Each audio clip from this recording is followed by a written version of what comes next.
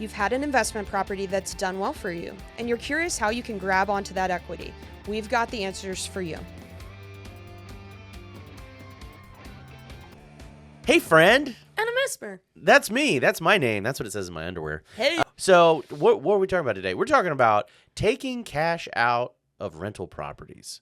Money. Yeah, money. I'm actually doing 2 of them for myself. For yourself? Right now. Oh, nice. Yeah, we had some Dayton? rentals down in the Dayton area that just we've had for a couple years now and have gained some value. And I said, let's take that. Let's have some money. So we're doing 3 cash out refis. We'll get it's not a ton because I mean you have to remember we're in Dayton, so actually his values came in pretty strong. I was very happy. I actually added another refi because the appraised value came in so strong. Yeah. And so we're doing 3, and we'll get $20 and a pack of Pall Malls. I mean, it's Dayton, so yes. It's Dayton. No, I'm from there. I'm allowed to say these things. It's one of those moments. But I don't know. I think we'll get 15-ish. Okay. 15, 20, but that's 3, so 45. And I mean, I could do some damage with 45 grand. Absolutely. Shockingly in Dayton. Keyword. Talk to us about Dayton. It's kind of a different market. But so yeah, I mean, I think when you're considering a cash out refi, let's maybe start with the BRRRR method. So you're buying something. We assisted you with the hard money loan to take down that property and get a rehab. Mm-hmm. Now we're doing the back end financing of keeping it as a rental. Yeah. So we're using a DSCR loan, which stands for Debt Service Coverage Ratio. What does that mean? So that means that we're going to use the income and the expenses of the property to qualify the loan rather than your personal income. So there's no tax returns, there's no W-2s. Oh, if you just started your new job. Oh, if you just became a realtor. Oh, if you're just now setting out on this journey as a real estate investor for the very first time and you don't, and your tax returns look like garbage. Great. That's what this is for. Talk dirty. Yeah. I mean, so, DSCR lending is, in my opinion, superior to conventional lending for a variety of different reasons. Yeah. But, at the most basic level, it's because it's a low documentation style of lending. Yeah. So. And then in regards to cash out refis, what additional benefits does it have, in regards to seasoning? Oh, yeah, seasoning. So the seasoning is way shorter. I mean, technically, we can refinance a property day one after you buy it. I mean, generally, you have to have some kind of rehab that's done. It could be paint and carpet or whatever. But very low seasoning periods. I would say the sweet spot is usually around 90 days. So if you've owned it for you buy a property on day one, you do some rehab to it, and it's ready to go. It's rentable. You could have an appraiser walk through, and the appraiser is going to say, yep, this is going to be valued at the new ARV. I mean, we could start that process at day 45. Yeah. And then close on day 91 of ownership. Yeah. And just to clarify, so seasoning is the amount of time that you have to own the property to have your terms and conditions based off of the new appraised value rather than the purchase price of the property. And the reason why DSCR is such a competitive edge, additionally to a lot of the other features that it has, is because conventional is 12-month seasoning. 12 months seasoning. So honestly, no investor, if you are rehabbing and using the BRRRR method, is going conventional. That's not really a thing. Because why? Because what debt did you use to take down the property in the first place? Yep. Hard money. So hard money's at 12%. Yep. Great. Are you going to carry debt at 12% for an entire year, especially if it's only going to take you 45 to 60 days to get the thing done?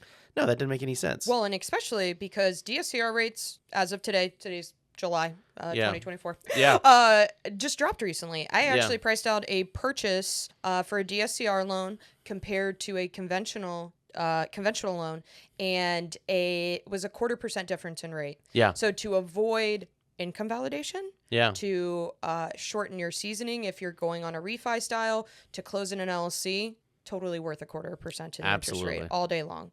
And so those are huge factors. Okay.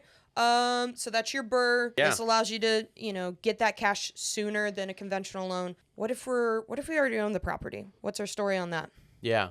So if we own it, and it's been rehabbed and it's been rented for a while. I mean, I've got this interesting story of a guy who has a portfolio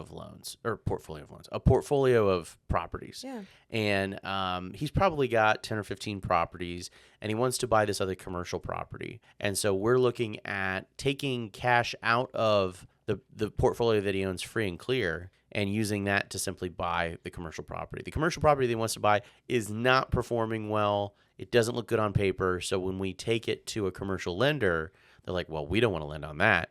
But what they will lend on is this portfolio of free and clear houses that perform beautifully. Yeah. Right. So what's interesting about that is you could potentially, take a bunch of money out of this portfolio of houses that you own free and clear, buy the commercial property, and maybe even still have money left over. Yeah. It just depends on the numbers. Then you can get those properties stabilized, Yeah. the new purchase properties stabilized, and then refi those in the future and use Yeah. this money over and over again. One thing that I feel like I run into occasionally is a lot of people who refied during the COVID days. Yeah. And they got these sexy, sexy interest rates. Yep. You're right. They're pretty sweet. Yeah. But they're not wanting to refi because of how low those interest rates are. What's your opinion on that? I mean, they're kind of eternally asking us for second mortgages, which don't really exist in the. I'm starting to hear a little bit of traction, not anything that's worth announcing,